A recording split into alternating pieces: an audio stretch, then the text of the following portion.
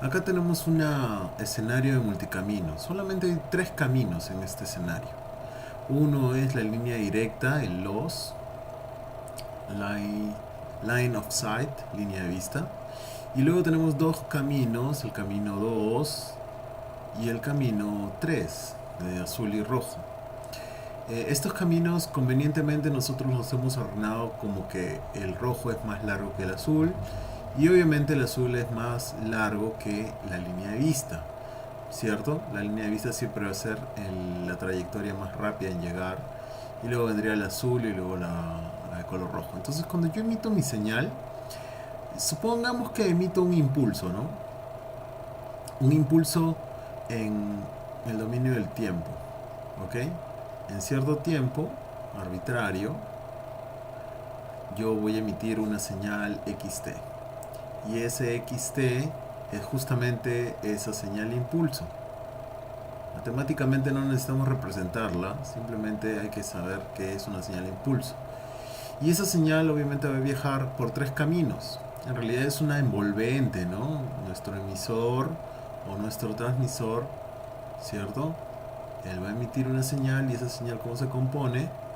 Pues si lo queremos ver tridimensionalmente, más o menos sería así: X, Y y el plano, el eje Z, ¿cierto? Si esta es una puntual, entonces nuestra onda, bueno, supongamos que el campo eléctrico está oscilando así y vamos a cambiar de color.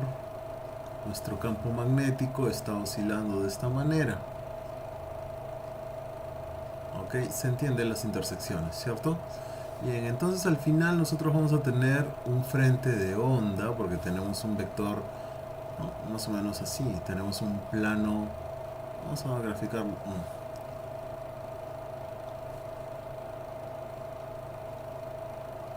Aquí. Ok. Más o menos tendríamos algo de este estilo.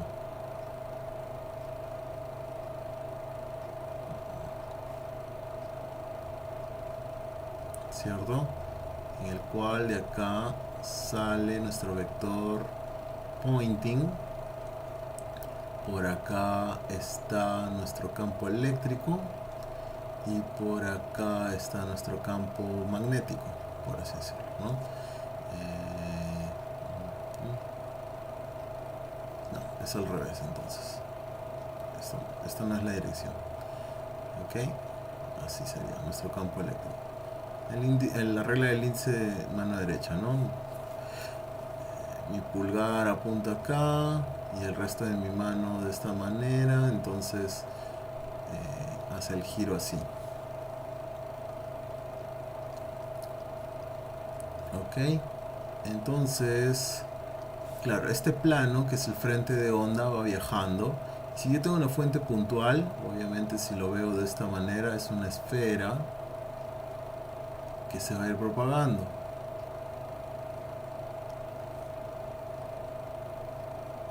Y cuanto más se propaga, obviamente el frente de onda se hace más plano, pero por lo tanto va a tener atenuación, ¿cierto? Porque la energía se va a dispersar por una área mayor, por una superficie mayor. Entonces, vamos a borrar esto. Bien. Entonces acá, ya, entonces esta onda que sale se propaga directamente hasta el transmisor mediante el camino verde, ¿no? Que vendría a ser el camino directo. Luego esa misma onda, por lo mismo que se propaga, también va a chocar con este obstáculo y una parte se va a reflejar y sucesivamente esta onda también puede recorrer este camino, o sea, va justamente propagándose el frente de onda, haciéndose más grande porque es como una esfera que se va propagando, ¿cierto? Pero en esa propagación, ese plano, esa esfera va a ir chocando con obstáculos y muchas veces muchas partes del frente de onda van a ir reflejándose. Entonces son porciones de energía que van a ir reflejándose a través de diferentes caminos. Y entonces para representar la llegada de esta onda en diferentes caminos usamos lo que vendría a ser la respuesta impulsional ¿ok? Del canal. Entonces aquí nosotros tenemos un gráfico en donde el eje Y es la amplitud de lo que vamos a llamar como H de tau. Ahora vamos a explicar de qué se trata tau. Y en este eje vamos a justamente graficar tau.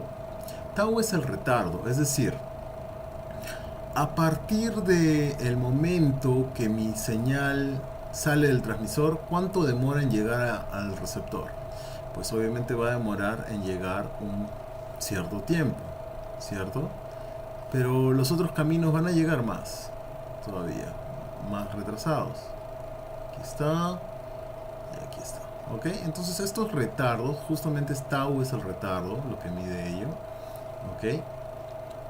En estos retardos nosotros vamos a tener esto, lo que se llama como el perfil de retardos. ¿Ok? Bien. Entonces, teniendo conocimiento de la interpretación de este gráfico, ya podemos pasar a describir un poco más los detalles del mismo.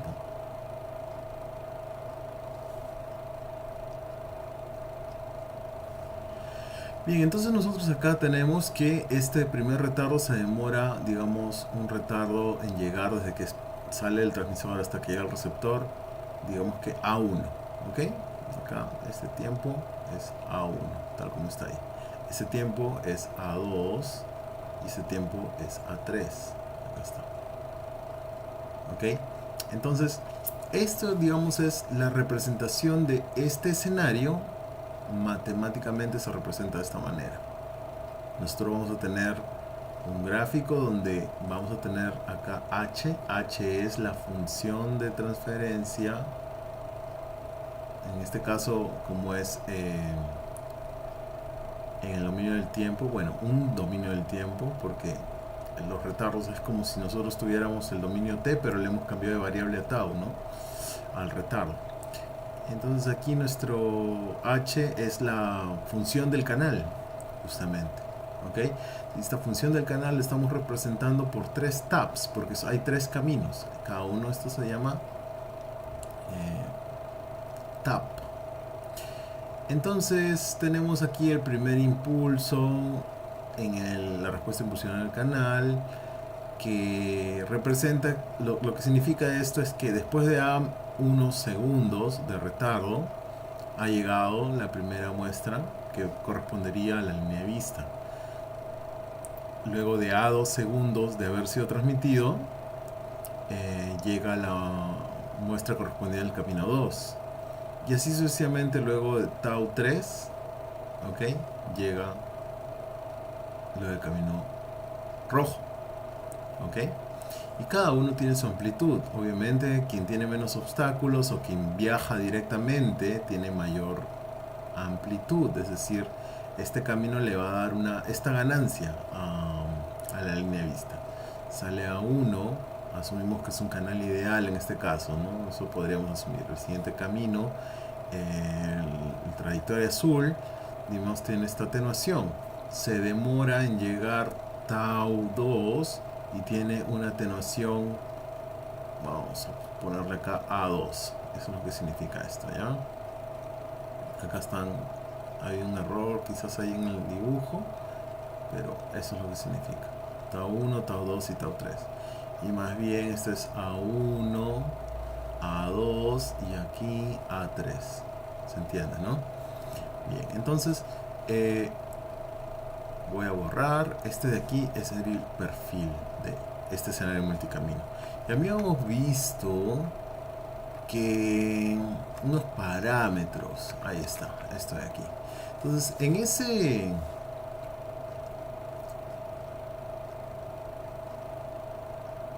ese escenario,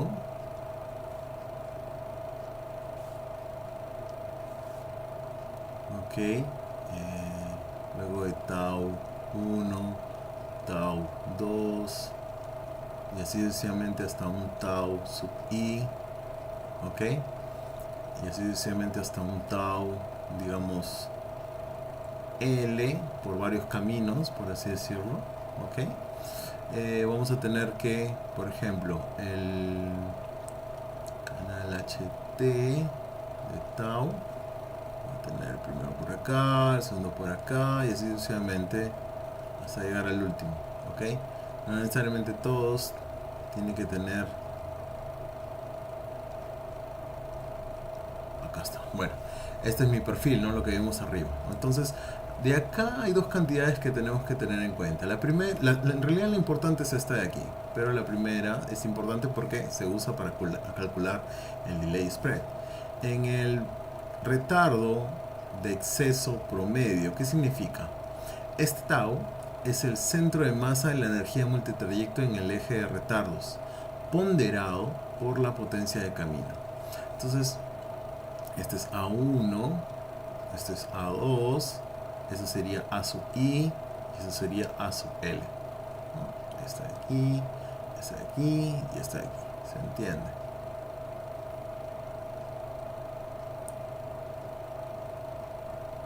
¿Cierto? Bien.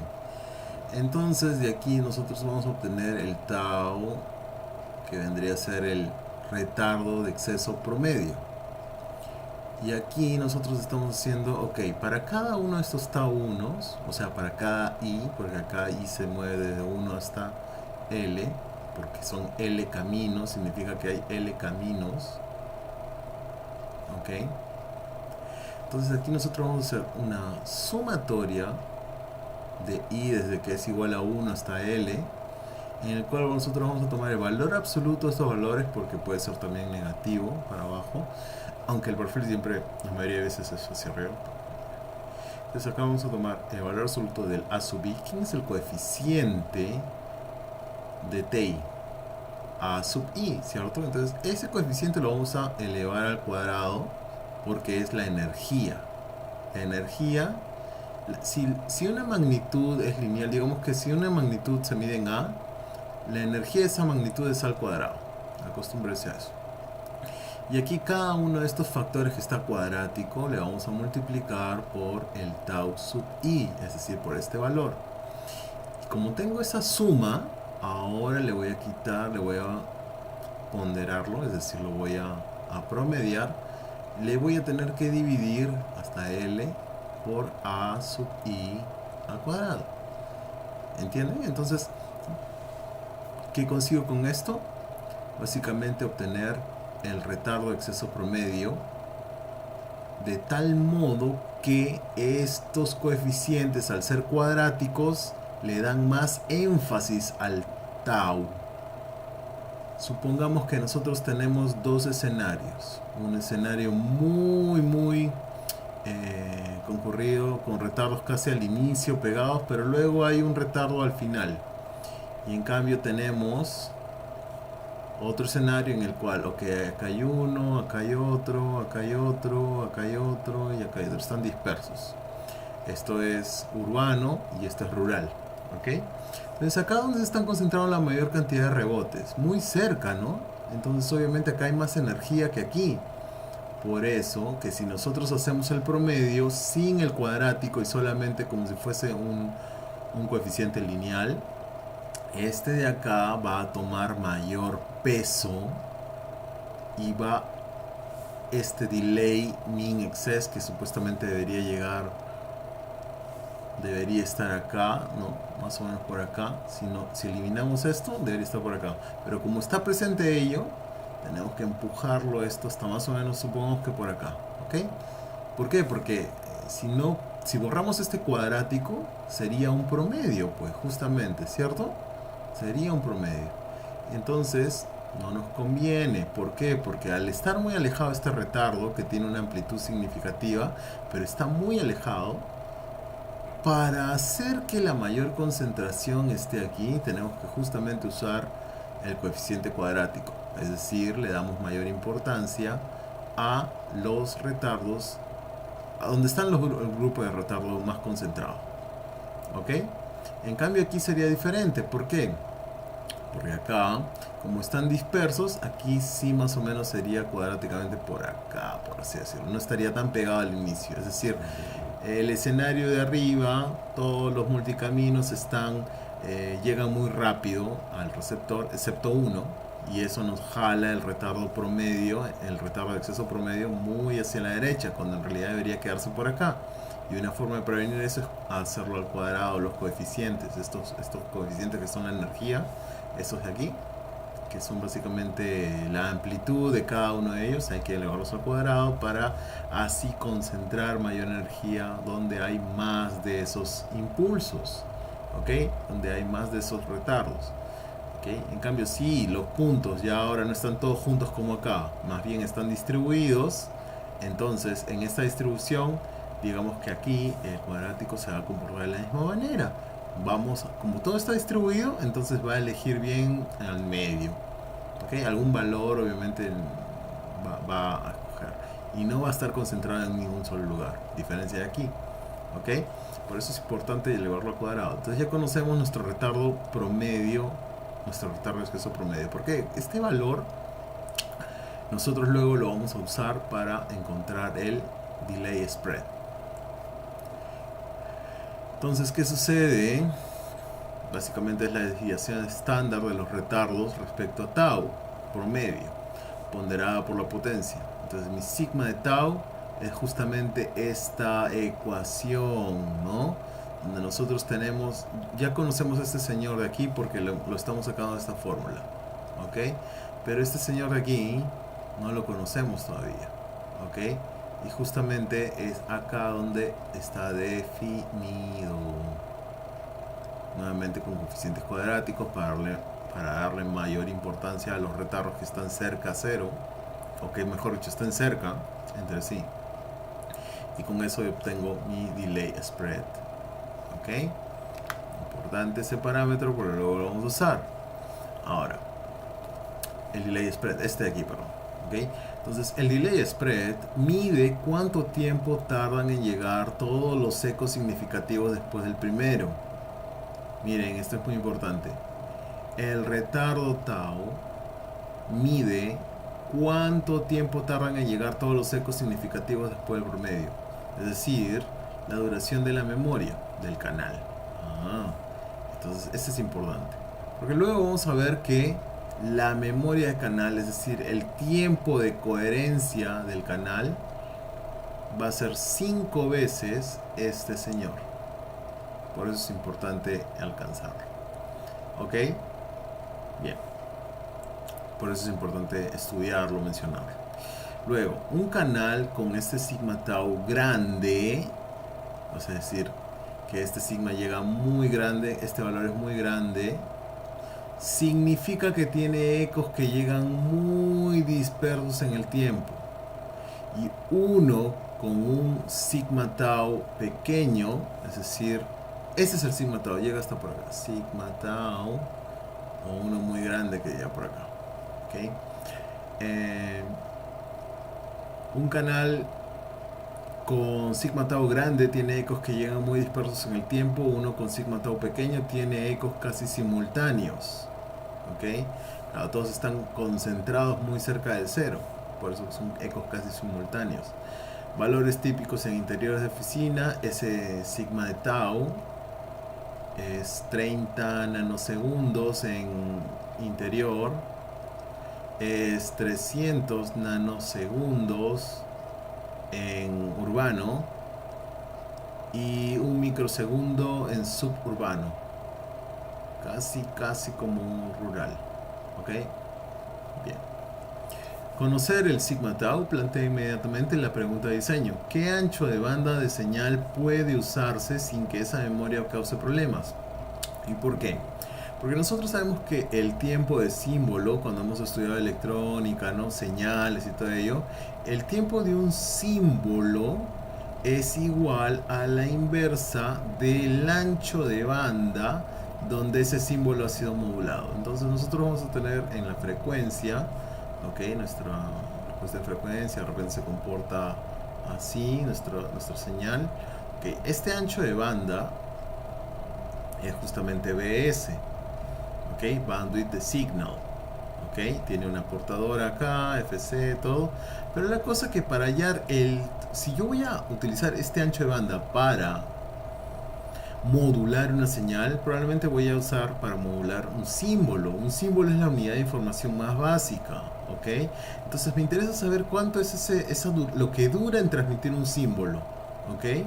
Entonces esa duración del símbolo se calcula como 1 sobre el ancho de banda de la señal que hemos usado para modular ese símbolo, ¿ok? Entonces justamente viene aquí, ¿no? Si se transmite con un ancho de banda BS, los símbolos tienen una duración aproximada de la inversa del ancho de banda. Y luego dice, cuando el tiempo de ese símbolo, es decir, este valor, es menor que sigma tau, ojo, mi símbolo, lo que me toca de tiempo, lo que me toma de tiempo de transmitir un símbolo es este señor, ¿ok? Y luego está la memoria del canal, que es este señor. Es decir, ¿quién tiene que ser mayor? Obviamente la memoria del canal, porque significa que en este instante de tiempo, en todo este instante de tiempo, el canal va a permanecer constante. Y luego en el siguiente, una vez acabado este instante de tiempo, el canal va a cambiar de condición. Es decir, algo más o menos así. ¿Ok? Vamos a verificar. Si este es 0, hasta llegar hasta sigma tau, mi canal es constante. Mi h de tau. ¿Ok? Y de repente la siguiente ya cambia, pero sigue siendo constante. Así, cada sigma tau, 2 sigma tau, 3 sigma tau, así va cambiando. Pero todo este segmento es constante, todo este segmento es constante, todo este segmento es constante. ¿Ok? Entonces, si es constante, significa que acá no hay variaciones. Es decir, que mi canal lo puedo tomar como un medio fijo. ¿Ok? Bien. Entonces ahora acá, cuando ese tiempo del símbolo es menor que la memoria del canal, el símbolo termina antes de que hayan llegado todos sus ecos. ¿Ok? Eso es importante. Entonces, de nuevo, cuando el tiempo del símbolo, cuando lo que dura del símbolo es menor que la memoria del canal, es bueno, porque significa que el símbolo va a terminar llegando antes, mejor dicho, termina de ser transmitido antes de que hayan llegado todos sus ecos. ¿Ok? Entonces los ecos del símbolo, de un símbolo arbitrario n, ¿ok?, se solapan con el símbolo siguiente, que se transmite siguiente, y producen interferencia intersimbólica. ¿Por qué? Porque mi símbolo demora menos que la memoria del canal. Es decir, la memoria del canal, los retardos van a continuar llegando después de que el símbolo termina. Por lo tanto, si llegan más copias de mi símbolo luego de que este termine, obviamente voy a afectar al siguiente símbolo. Si el tiempo de símbolo es mayor o igual que sigma tau, ¿no?, entonces quiere decir, ese es el escenario que quiero. Y entonces acá, haciendo inversos y todo, quedaría que el ancho de banda debería ser menor que 1 sobre sigma tau. ¿Y por qué me interesa saber el ancho de banda? Porque justamente es lo que me define cuánto de espectro tengo que darle a la señal para que se cumpla esto. Por un lado, de nuevo, vamos a tener dos cosas. Por un lado vamos a tener nuestro canal H tau, que va a tener este perfil, ¿no? Supongamos que sea este perfil aquí, y más adelante una isla única ahí, ¿ok? Entonces este valor es A sub I 1, A sub 2, y sucesivamente A sub I, seguramente hasta un A sub L. Ya. Acá todos se están concentrando al inicio excepto este, ¿ok? Entonces, ¿qué significa? Que mi sigma tau va a estar más o menos por acá, ¿ok? En esta zona. ¿Por qué? Porque la mayoría de los impulsos del canal, o mejor dicho, de la representación del canal, en esta gráfica está por acá, está cercano. Entonces, aún así este esté muy lejos, todo lo va a tirar por acá el promedio. Entonces, este sigma que vendría a ser la dispersión, el retardo de dispersión promedio, es justamente ello. Entonces, esta es la memoria del canal. Y cuando mi tiempo de símbolo es menor que justamente este sigma tau, significa que cuando yo transmito un símbolo es tan rápido, ¿ok? Es tan rápido en ser transmitido, pero la memoria del canal indica que hay bastantes multicaminos, obstáculos. Entonces, significa que hay muchos ecos que están llegando después de que el símbolo termina. Ojo, es importante esta interpretación. Muchos ecos están llegando, justamente este es el perfil de ecos, ¿no? Perfil de retardos o perfil de ecos, ¿ok? Entonces significa que muchos de los ecos, al ser esto muy grande, significa que el canal está haciendo que los ecos lleguen muy después a cuando ya terminó el símbolo de ser transmitido. Entonces, si el símbolo termina de ser transmitido, algo así, ¿no? En tiempo, ¿ok? Acá hay un símbolo, acá hay otro símbolo. Pero supongamos que en mi canal el sigma tau está por acá. Sigma tau. Este es tiempo de símbolo. Este es 2, tiempo de símbolo. Este es el símbolo 1, símbolo n. Este es el símbolo n más 1. ¿Okay? ¿Quién va a salir primero? Obviamente este está cercano a 0, ¿no? Y luego tau segundos después sale este símbolo. ¿Ok? Bien, entonces acá yo estoy graficando justamente este señor, el sigma tau, el delay spread mayor, ¿no? Que lo que dura un símbolo. Entonces, ¿qué sucede? Cuando salga este símbolo n transmitido, el canal, como tiene ecos mayores en tiempo, mayores que lo que dura el símbolo, significa que este símbolo va a llegar, uno de los ecos le va a hacer llegar por acá, justamente cuando va a ser transmitido el siguiente símbolo. Entonces aquí es donde justamente se arma la intersymbol interference. ¿Ok? De repente lo grafiqué un poco.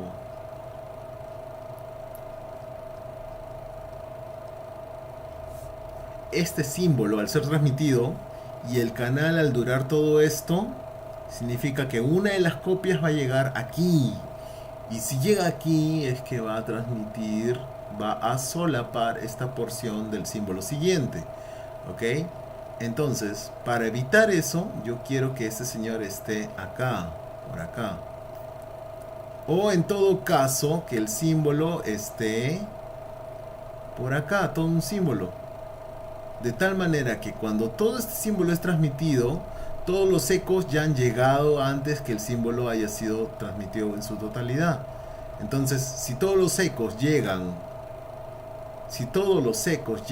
antes de que haya sido transmitido, que haya terminado su transmisión, significa que el siguiente símbolo no va a haber ninguna interferencia. ¿Ok? Solo van a ser varios ecos del mismo símbolo que están llegando en su ventana, por así decirlo. ¿Ok? Pero no van a interferir con el otro símbolo, porque hasta acá nomás llega. ¿Ok? Hasta este punto llega los ecos. ¿Ok? Entonces estas muestras del inicio van a llegar seguramente a interferir con estas muestras, pero todo es en el mismo símbolo. ¿Ok? No es en el símbolo siguiente o en el símbolo anterior. Es importante entenderlo. Bien, entonces como ya hemos entendido de qué se trata el delay spread, tau es el delay spread, y así lo vamos a llamar de ahora en adelante, delay. ¿Ok? Entonces mi ancho de banda de coherencia va a estar definido aproximadamente como 1/5 delay spread, ¿Y qué es el coherence bandwidth? El ancho de banda de coherencia. Es el rango de frecuencia sobre el cual el canal se comporta de forma aproximada uniforme. ¿Ok? Entonces hay dos cosas. Mi canal en el tiempo, digamos, se comporta uniforme hasta acá. ¿Ok? Y luego si me voy a analizar la frecuencia, el espectro de la señal, significa que SBC, BC, si yo lo hago aproximadamente por diseño, un quinto por todo esto, entonces significa que en un periodo de tiempo esta función de transferencia es constante, es fija, ¿ok? Y luego en el siguiente instante quizás, o sea, hasta aquí, luego en el siguiente instante podrá cambiar quizás, ¿no? Podrá ser así, pero se mantiene constante este tiempo. ¿Ok? Eso es lo que podemos deducir. Ok, entonces acá está la fórmula. Luego, más abajo, vamos a ver acá. Vamos a leer un poco esta parte. La relación se deduce directamente de la dualidad de Fourier. Por definición, la transformada de, mejor dicho, la función de transferencia en frecuencia de lo que vendría a ser el canal es una integral de menos infinito a infinito de la respuesta al impulso, la función de transferencia en el tiempo, ¿ok? A la menos 2jpi f tau de tau. Bueno, es una integral. Luego dice que este factor es el que vincula dos variables para que este señor cambie apreciablemente al variar f. Basta con que f tau, este señor de aquí, cambie un radián. Si este señor aquí, la función de transferencia en el tiempo, tiene ecos significativos hasta un retardo máximo del orden de este valor de sigma tau, entonces la función de transferencia del canal en relación a frecuencia completa una variación apreciable cuando este señor, es decir, el exponente,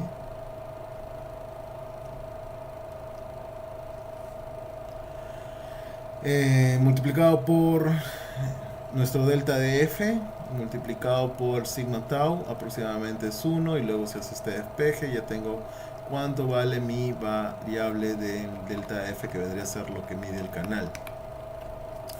Esta es la relación inversa fundamental. Mayor dispersión en los retardos implica menor ancho de banda coherente en f. Y eso es malo. Yo quiero tener un gran ancho de banda coherente. ¿Ok? Vamos a tener dos escenarios según ello. Flat fading y frequency fading. Entonces, ¿qué sucede cuando el ancho de banda de mi señal es mucho menor a el ancho de banda coherente del canal? ¿Ok? Cuando el ancho de banda de la señal es menor que el ancho de banda coherente, es muy bueno. ¿Por qué? Por lo siguiente, aquí tenemos una representación en el cual el ancho de banda coherente es mayor, se ve, que el ancho de banda de la señal. Ante este escenario, fíjense, significa que si yo muevo a este señor acá, obviamente lo va a contener al azul, ¿no? Eso significa que este ancho de banda de esta señal que yo voy a transmitir puede adoptar una constante como HF, ¿ok? Lo cual no puede ser, no va a acontecer en el caso contrario aquí.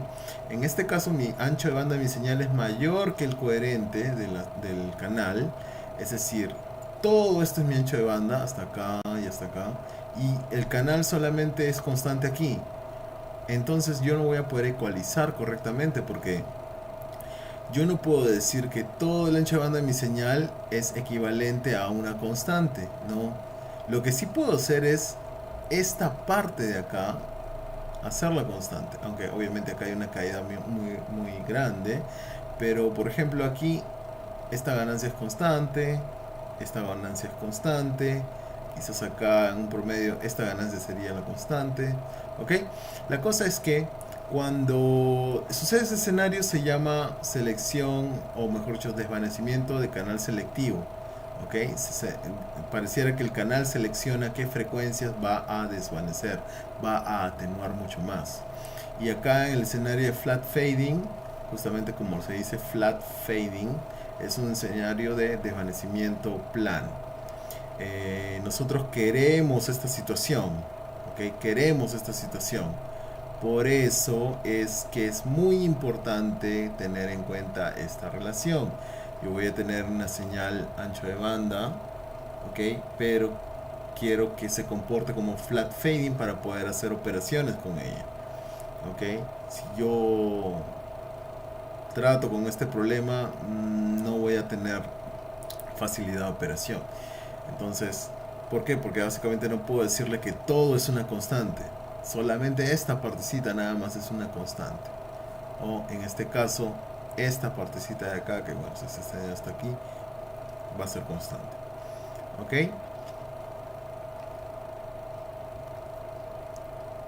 Dice, ¿no? La curva negra en ambas imágenes es la misma respuesta en frecuencia y justamente es la misma respuesta en frecuencia del canal con sus picos y valles. Lo que cambia es el tamaño del ancho de banda con respecto a el ancho de banda de coherencia. Luego pueden ustedes ver acá la descripción, este párrafo de aquí. Y bien, entonces ese es un tema en el cual nosotros tenemos que entender de qué se trata este escenario y qué se trata este escenario con respecto a estos dos.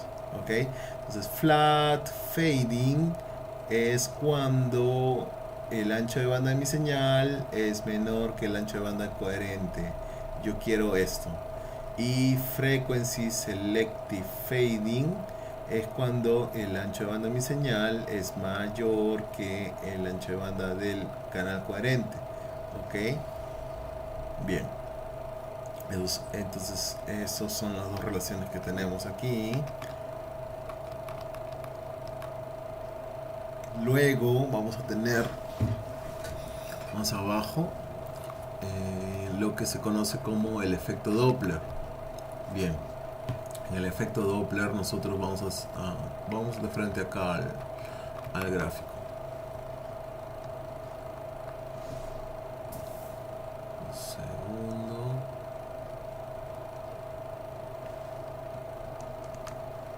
¿Qué sucede?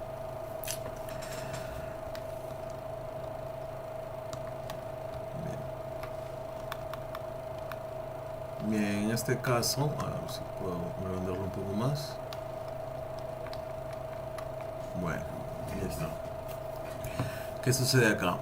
Nosotros hemos visto el problema cuando tenemos multicamino, pero en ese multicamino el transmisor y el receptor están fijos, ¿no? No hay un movimiento relativo de uno con respecto al otro. Sin embargo, tenemos que tener en cuenta qué sucede cuando uno o ambos están moviéndose uno con respecto al otro, el transmisor y el receptor. Bueno, normalmente el transmisor es un punto fijo, una estación base, pero el receptor se está moviendo. Entonces eso va a causar lo que conocemos como el efecto Doppler, ¿ok? Y esto va a tener mucho que ver en el tiempo de coherencia del canal. Vamos más abajo. Ya está, acá creo que es suficiente. Tenemos nuestro receptor, que es este punto. Este es nuestro receptor. Y luego nuestro transmisor está por acá. ¿Ok? Y este transmisor va a enviar una señal. ¿Ok? Entonces esa señal justamente, esa señal está viajando en línea directa. Llega al móvil. ¿Ok? Luego por acá hubo un multicamino. Viaja así y luego se propaga así también. ¿Ok? Luego acá hay otro multicamino. Hay varios multicaminos. ¿Ok? Y acá justamente me está dando los ángulos. ¿Ok? Entonces, ¿qué significa? Significa lo siguiente. Miren. Mi transmisor envía una señal. Esa señal tiene una frecuencia de portadora. ¿Ok? La mitad. Justamente la mitad de esta ancha de banda. Ya. Ahora, si yo elijo pensar que esta portadora solamente, en vez de ser portadora, es un impulso,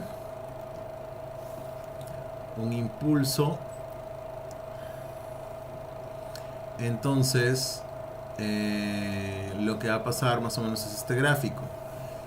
La señal que llega del camino directo, que es la de color verde, tiene un vector hacia adelante, ¿no? Entonces yo tengo que guiarme de esta fórmula. La frecuencia Doppler es igual a la velocidad del móvil, esta velocidad relativa. Si el otro está fijo, obviamente que la velocidad es v. Si este tuviera un movimiento, sería v menos esta velocidad. Bueno, le voy a dividir lambda, que vendría a ser justamente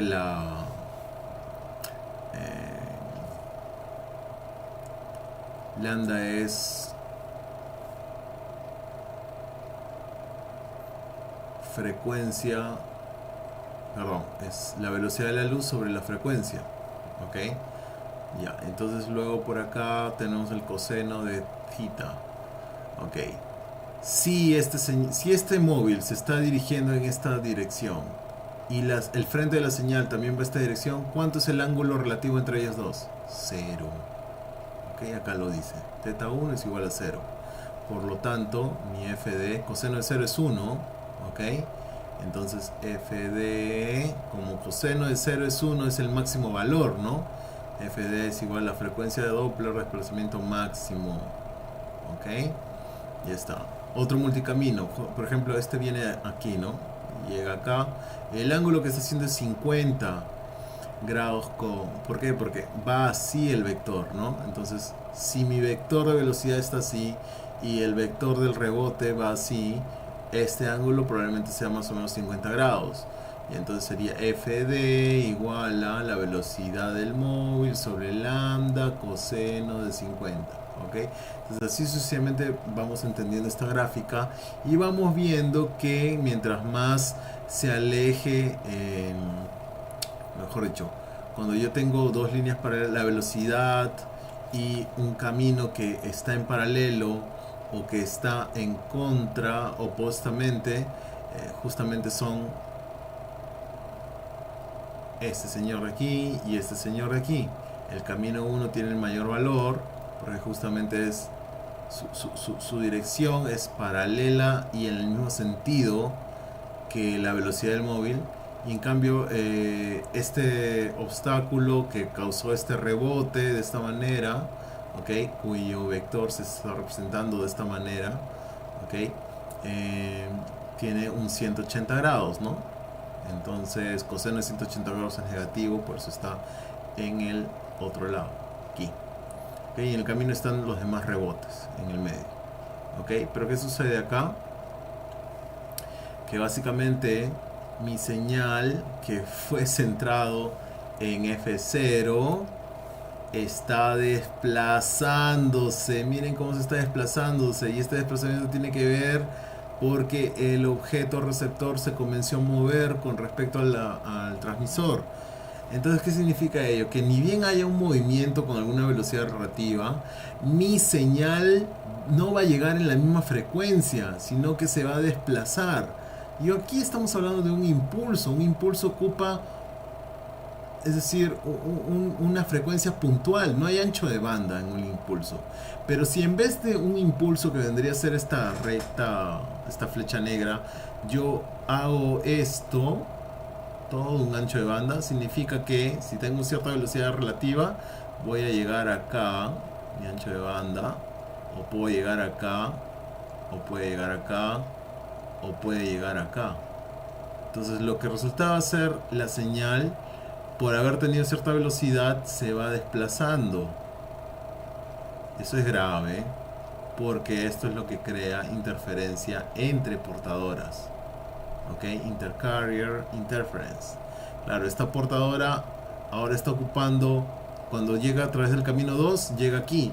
Quizás este espectro le pertenece a otra portadora con otro símbolo.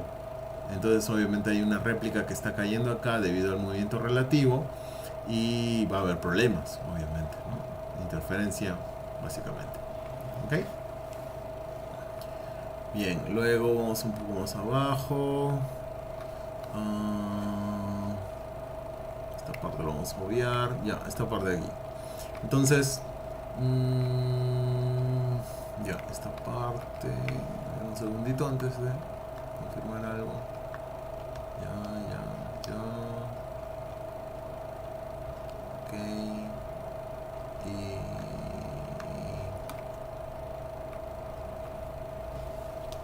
Ok, entonces como nosotros vamos a poder encontrar el f de máximo, hay una fórmula para el tiempo de coherencia del canal. Ese es el tiempo en el cual el canal va, digamos, a permanecer constante su función de transferencia. Es muy pequeño. Claro, el canal es muy volátil, ¿no? Pero si nosotros queremos prevenir Doppler, entonces una forma de prevenir Doppler es calculando el tiempo de coherencia del canal. Este vendría a ser de esta manera. Tengo que encontrar la frecuencia de desplazamiento máxima, la frecuencia Doppler máxima, ¿ok? Y esa frecuencia de desplazamiento máxima era, si la fórmula era velocidad sobre lambda coseno de theta, obviamente theta tiene que ser todo esto, el coseno tiene que ser 1 para que sea máximo, ¿no? Bien, y luego ya depende de la velocidad y el lambda, ¿ok? Pero cuanto menor sea el lambda, mayor es la frecuencia de desplazamiento, por ejemplo, ¿no? Y cuanto mayor sea el lambda, menor es la frecuencia de desplazamiento. O en todo caso, cuanto menor sea la velocidad, menor va a ser la frecuencia de desplazamiento. Y cuanto mayor sea la velocidad, mayor será la frecuencia de desplazamiento. Entonces ya tengo acá mi tiempo de coherencia del canal. ¿Ok? Me conviene que el tiempo de coherencia sea más grande posible. Dice, el coeficiente 0,423 no es un número arbitrario, es la consecuencia directa de resolver el jacobiano. Bueno, es matemática. Luego dice, la constante exacta depende del criterio de correlación elegido. Lo que sí es universal es la relación inversa entre la frecuencia Doppler máxima, que vendría a ser a mayor velocidad del terminal, mayor frecuencia de desplazamiento Doppler. A mayor frecuencia Doppler, menor tiempo de coherencia del canal. Por eso, cuando un terminal, cuando el terminal tiene una velocidad muy grande, el tiempo de coherencia del canal es muy pequeño y por lo tanto mis símbolos llegan a interferir con otros símbolos. Cuando el tiempo de coherencia del canal es menor, entonces significa que el canal cambia muy rápido. Y como cambia muy rápido, se tiene que reestimar con mayor frecuencia. ¿Ok? Ahí se pierde ancho de banda. Luego, nótese la dualidad, esta dualidad. El delay spread que tiene este símbolo comprime ese ancho de banda de coherencia que vimos arriba en frecuencia. El efecto Doppler spread, que se refleja en la frecuencia Doppler máxima, comprime ese tiempo de coherencia del canal. ¿Ok? En el tiempo lo hace menor. ¿Ok? Y a velocidades altas mi frecuencia Doppler máxima es muy grande, por lo tanto el tiempo de coherencia del canal va a disminuir y significará que el canal cambie rápidamente. Luego al final la relación entre el tiempo de símbolo y el tiempo de coherencia del canal determina la región temporal. Nosotros si tenemos esta digamos gráfica que indica amplitud, ¿ok? Con respecto a el tiempo, que acá el canal está variando de esta manera y yo tengo que el tiempo de símbolo es este poquito, pero el tiempo de coherencia del canal es toda esta porción. Entonces significa que yo sí puedo tomar esta curva de esta señal y digamos encontrar un solo valor único, y todo en este tiempo de coherencia, en este tiempo del símbolo, ok, digamos que el canal está con este valor, esta ganancia, ok. Y de igual manera en escenario de fast fading, cuando el tiempo de símbolo es mucho mayor al tiempo de coherencia del canal, va a ocurrir esto, ¿no? Van a haber fadings, desvanecimientos importantes dentro de lo que dura el símbolo. Entonces ese símbolo va a estar atenuado en muchas porciones de tiempo. En cambio acá no, el símbolo se transmite y como la coherencia del canal, el tiempo de coherencia del canal es muy grande, significa que en este espacio de tiempo, ok, porque esto es tiempo, este eje es tiempo, no es frecuencia, en este tiempo, en lo que ha demorado este tiempo, este tiempito, ok, el canal ha sido constante. Entonces se habla de un slow fading por un lado y el fast fading por otro, ¿cierto? Bien. Acá entonces finalmente tenemos los cuatro parámetros que caracterizan a nuestra función que describe el multicamino. Tenemos que hay dos magnitudes o dimensiones que vendrían a ser, uno es el retardo tau y otro es el tiempo t. Okay, el parámetro de dispersión, cuán dispersos están los multicaminos, se mide con esta desviación estándar que es el delay spread. Cuando yo diga delay spread ya tienen que estar pensando en esta fórmula.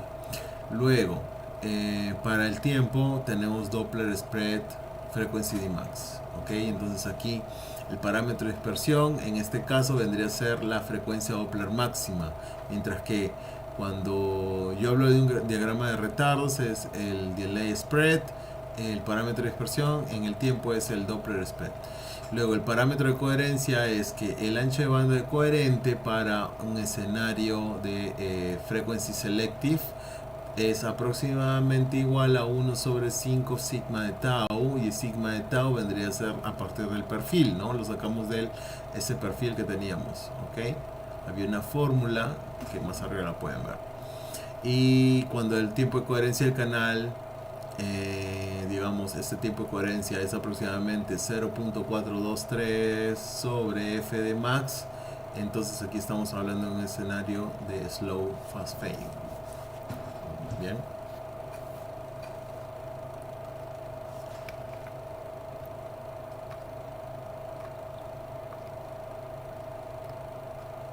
Bien, ahora vamos a ver el efecto de fading en la sección 6. Dice, las secciones anteriores describieron cómo el canal dispersa la señal en retardo de frecuencia y cómo varía en el tiempo. Lo que aún no hemos respondido es la pregunta más directa desde el punto de vista del usuario. ¿Llegan los bits de manera correcta? Responderla, vamos a seleccionar esta parte. ¿Llegan los bits de manera correcta?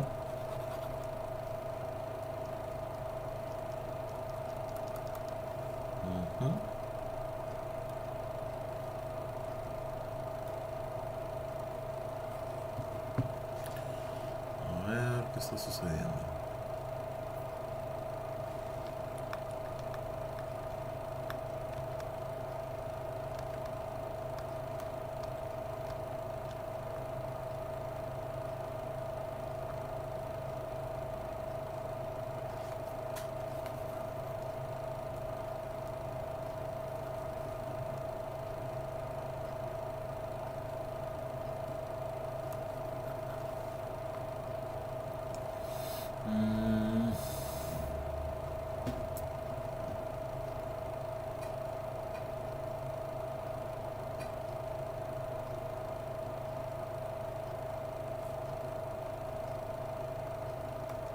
Bien, por algún motivo no estoy escribiendo qué sucede.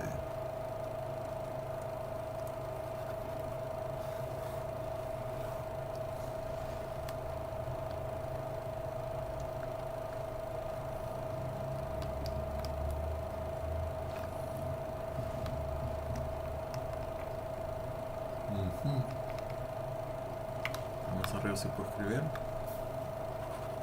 Más arriba sí.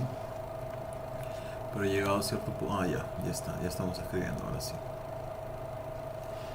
Bien. Más abajo no. Parece que aquí no podemos escribir. Se nos acabó el espacio. Parece que solamente llega hasta cierto punto.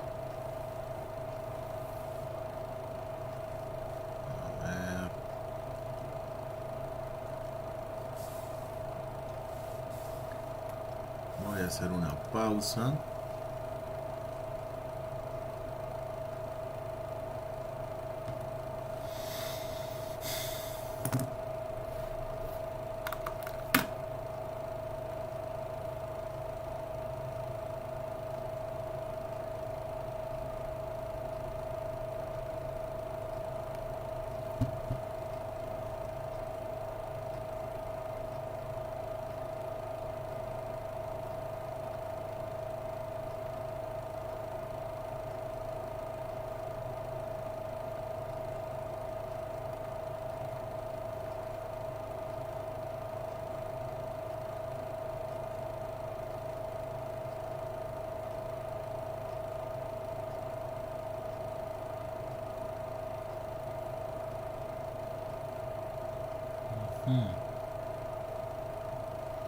Bueno, sigamos entonces.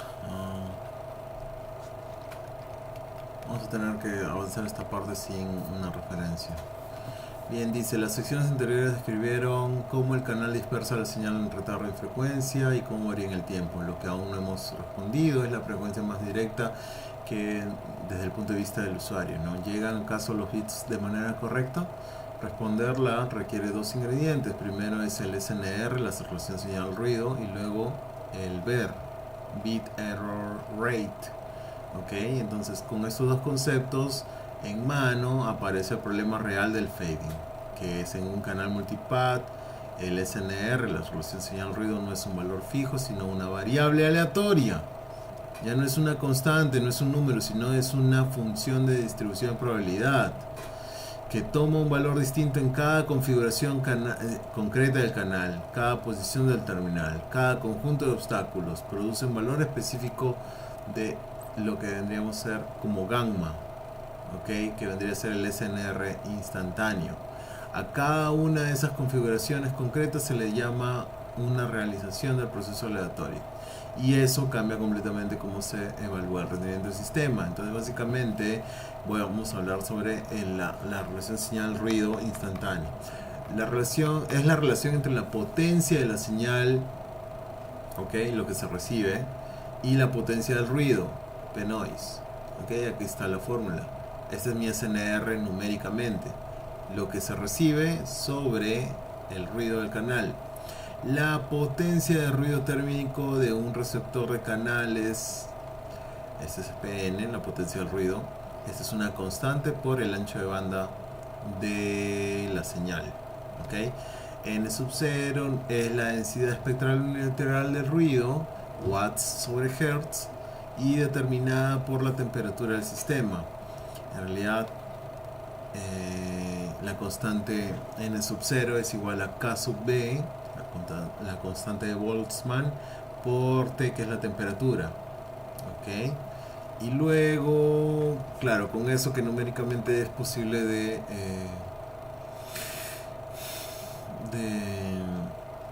calcularse, ¿ok? Aproximadamente es este valor, menos 164 de MHz, y todo ello se podría calcular ya nuestra potencia de ruido térmico. ¿Ok? Entonces, nuestro gamma es PR, la potencia recibida, sobre el ruido. ¿Ok? Ahí está el ruido. La SNR sube cuando aumenta la potencia recibida. Claro, este sube cuando este sube. O se reduce. ¿Qué pasa cuando se reduce? Cuando el ancho de banda del ruido aumenta. O se reduce el ancho de banda del ruido. Perdón, SNR sube cuando aumenta la potencia recibida. Claro, si aumenta este. O se reduce.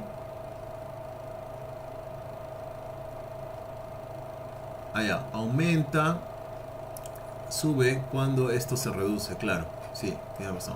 Cuando esto se reduce. Un receptor de ancho de banda B solo puede procesar señales hasta B Hz. ¿Ok? Reducirlo la mitad de la tasa. Reducirlo limita la tasa de datos máxima. En la práctica, ese ancho de banda se elige igual al ancho de banda mínimo necesario para la señal, no se reduce arbitrariamente. El SNR está definido. La pregunta natural es: ¿cómo se traduce ese valor de probabilidad de error de bit? Esa relación, justamente la curva de bit error rate contra el SNR, es el índice de calidad fundamental de cualquier sistema de comunicaciones digitales. Acá nosotros estamos viendo el SNR de dos símbolos. Esta es una modulación BPSK de dos símbolos, Binary Shift Phase King. Estamos viendo que un símbolo está en la amplitud -1 y otro símbolo está en la amplitud 1, y acá se intersectan. Es muy pequeño esto, pero conforme este señor se vaya acercando a la derecha o este señor se vaya acercando a la izquierda, justamente esta región va a crecer y va a aparecer algo parecido a esto. ¿Ok? Entonces, cuando el SNR es alto, la separación entre símbolos es muy notoria. ¿Ok? Símbolos transmitidos. Pero cuando el SNR es muy bajo, significa que no hay mucha distinción entre estos dos. es decir, hay mucho ruido, ¿ok?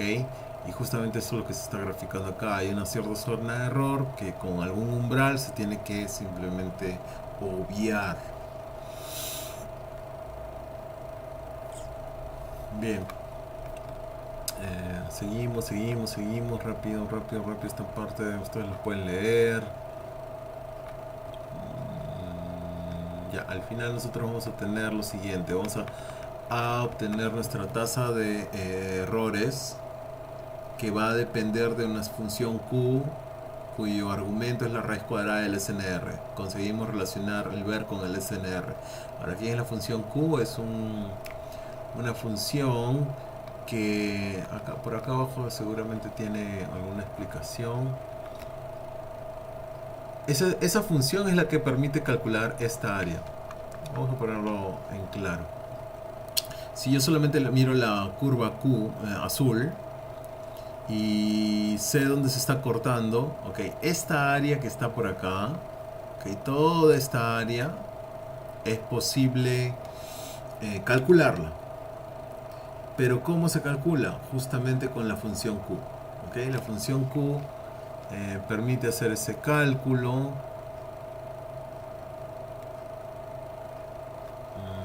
Por algún lado se menciona su nombre específico.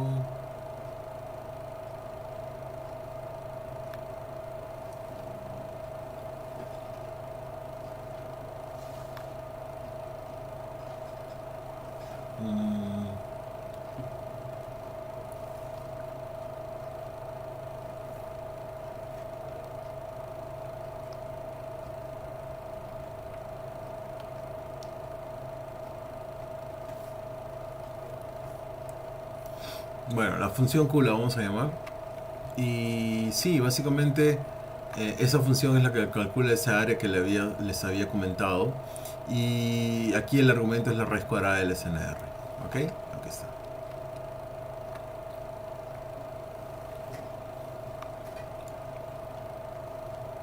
Entonces acá nosotros pasamos a revisar que ya no estamos hablando de qué potencia llega al receptor o no, sino simplemente dos parámetros: la relación señal-ruido, el SNR, y la tasa de errores por bit. ¿Ok? Hay dos modelos para estudiar el desvanecimiento del canal. Uno que es Rayleigh Fading, el desvanecimiento de Rayleigh, ese modelo, y el otro es el desvanecimiento de Rishian. Ok, se los dejo ahí de tarea para que lo puedan revisar. Por acá nos vamos a quedar. Este vendría a ser completar el streaming del video de la clase 1.